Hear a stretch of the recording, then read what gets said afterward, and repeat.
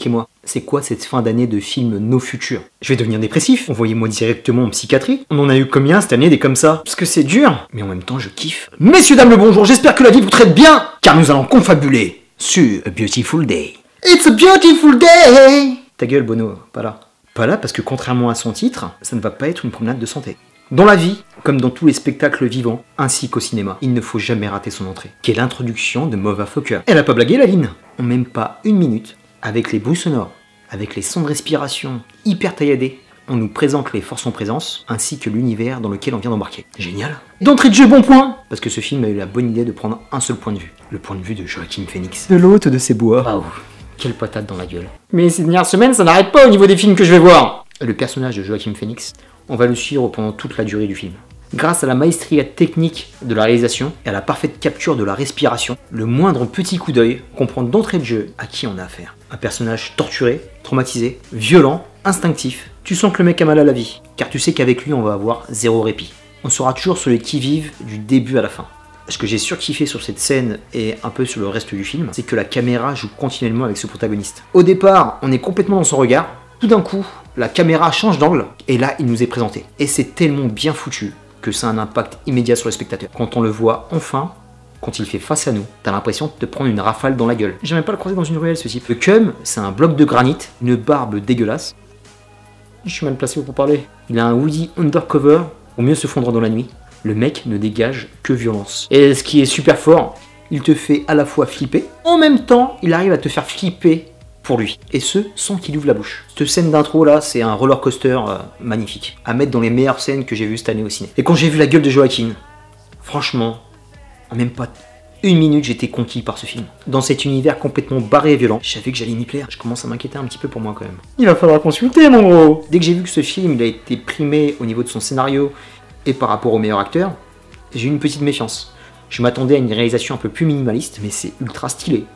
Limite un peu trop, parce que la Lynn Ramsay est une faiseuse de talent. J'y reviens. Elle nous met la tête, voire le corps dedans. Ce film est d'une sauvagerie à l'état brut. Et pareil que dans l'introduction, c'est montré de différentes manières. On a de la violence de face, on a de la suggestion, on a des ellipses. Et ce que j'ai surkiffé, c'est l'animation qu'elle fait en arrière-plan. Par des affiches, par de la musique, pas en bande son, mais vraiment en fond sonore, ou carrément des personnages qui passent le temps d'une scène, mais juste par le langage corporel, ils suggèrent quelque chose. Franchement, c'est trop. C'est sidérant de talent. Ce que j'aime beaucoup par rapport à tout ce process de réalisation, cette capacité à s'adapter à différents angles de vue, c'est que la violence qu'on nous envoie à la gueule, elle n'est pas esthétique. Je pense à tous les films coréens qu'on a eu, je pense à Banshee, la série. Là, on est complètement aux antipodes de toute cette fashion violence. On a affaire à un personnage qui est complètement désincarné, qui ne sait plus s'il doit continuer à vivre ou mourir. C'est pas la joie encore une fois. Et là, la violence, elle est primitive. On retourne à l'âge de pierre et on se fracasse la gueule. Un peu comme on en avait dans History of Violence de Cronenberg, où je pense à l'excellent Green Room de Jérémy Saunier. C'est clair que c'est brut de coffrage, on en prend plein la tête, et c'est super réaliste, donc de voir tout ce flot de violence, tu peux n'avoir qu'un coup au cœur, mais on n'est pas ébahi comme dans John Wick, on est dans quelque chose de complètement différent. Et j'ai envie de te dire que c'est quand même cool.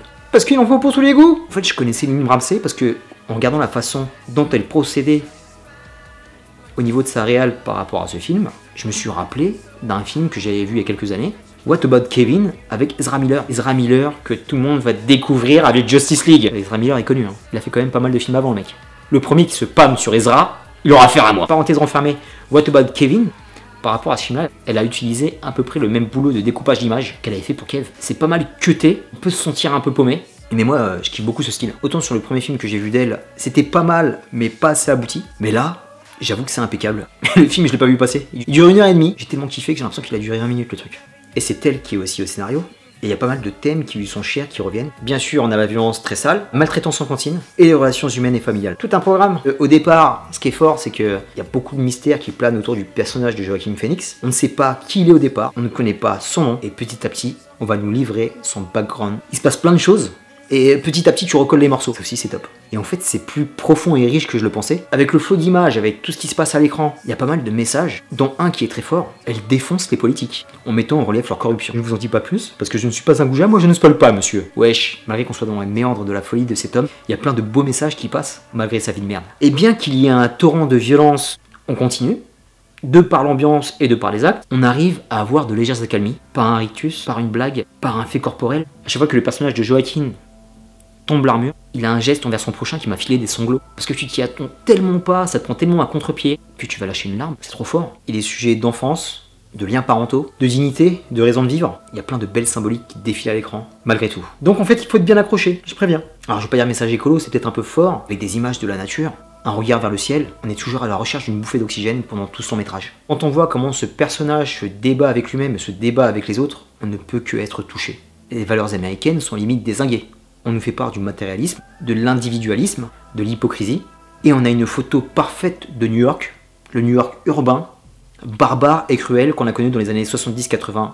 On pense que ce New York a complètement disparu, mais tu vois que tout cet univers de violence est maintenant bien planqué, mais il existe toujours. Je vais fermer ma petite bouche, je vais passer aux félicitations. Bravo à Lynn Ramsay. Son premier film était appréciable sur une vue, mais il m'a pas laissé un grand souvenir. On va dire que c'était des bons débuts, et là elle confirme complètement avec A Beautiful Day. Bravo ma grande. Toi aussi tu fais flipper, hein, parce que t'as l'air d'aimer de l'hémoglobine. Qu'est-ce que je peux dire sur Joaquin Phoenix? C'est un acteur XXL, un des rares qui maîtrise l'acteur studio de bout en bout, avec Daniel Day-Lewis. Le mec qui s'est transformé en bête sauvage.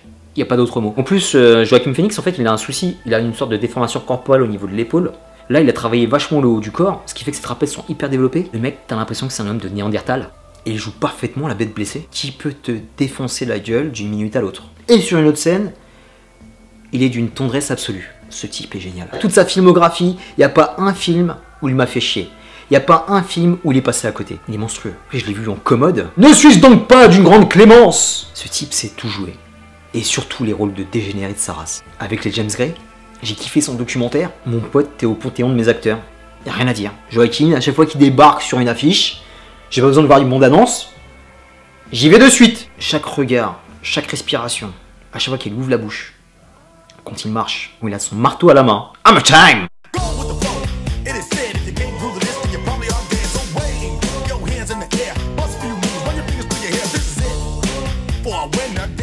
Le monsieur maîtrise le marteau. En plus, le marteau revient à la mode là. Entre Old Boy, The Raid 2 et lui, messieurs les producteurs, messieurs les réalisateurs, je veux voir un fight entre Joaquin et Old Boy. Ce serait beau. Franchement, avec tous les films que j'ai vus, après c'est clair que là on est à chaud. Oscar, direct. Il y a aussi Robert Pattinson pour qui j'ai un coup de cœur. Et en plus, c'est un peu le même délire de film.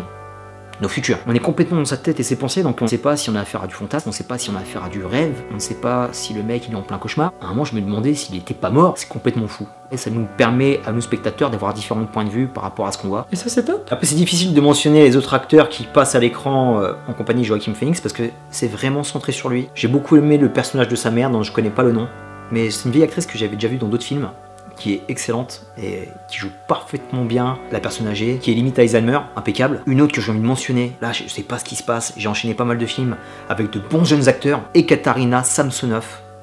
Elle est magnifique, elle a peu de dialogue à l'écran mais sa présence physique est super belle. Je te mets au 36e dessous. Pour conclure, s'il te plaît, ne rate pas ce film. C'est viscéral, c'est immersif, c'est vif, c'est envoûtant. Un odyssée de violence qui fera battre ton cœur jusqu'au frisson. C'est une expérience à vivre au cinéma en salle, créatif au niveau de la réalisation.